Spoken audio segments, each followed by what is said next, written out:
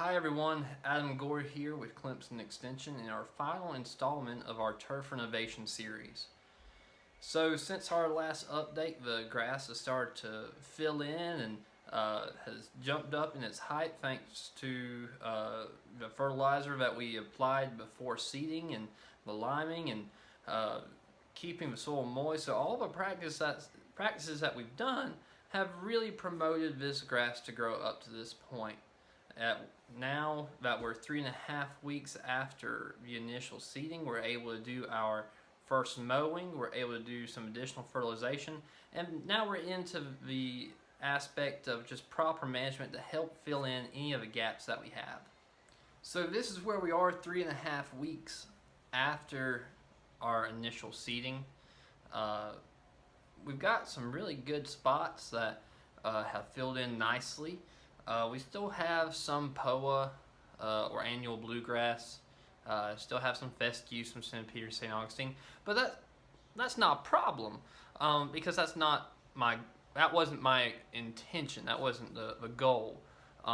If the goal had been to have a single species of grass, our herbicide selection would have been different. Our management plan would have been different, and our seeding versus sodding might have been different. So it's all about what is your goal and what is your intention. And though I still have some bare spots, the proper maintenance after this, which will be applying about 1/4 pound of nitrogen a week or 1 pound of nitrogen per 1,000 square feet a month. We're going to have a mowing height of about 1.75 to 2 inches just to promote the filling in. And by the middle of summer, this Bermuda grass should finish taking over. So the interesting thing about mowing is that it actually promotes the grass to grow laterally. So some of those thin spots will actually fill in because we're mowing. Because when we're mowing, it does something called breaking the apical dominance, and what that means is that typically the plant is sending hormones to the tips of its leaves and its stems saying get taller.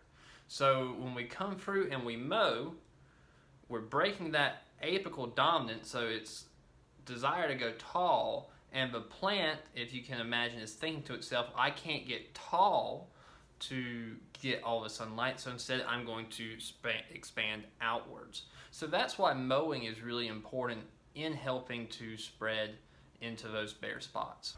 So since the beginning of this project, we've talked about why we would renovate a yard, the ways to spray out the old weeds and some of the grasses if that's what we want to do. Over time, we've gone through proper fertilization and liming practices and how to prepare a seed bed with scalping and tilling of the soil some, as well as proper seeding and then the management of it. So I'm very pleased with how this project has went, and thank you all for joining in over the last several months. And if you ever have any questions or comments on how to renovate your yard, feel free to contact your local Clemson Extension Agent, and they can give you some of the finer details and get you onto the path for a great lawn.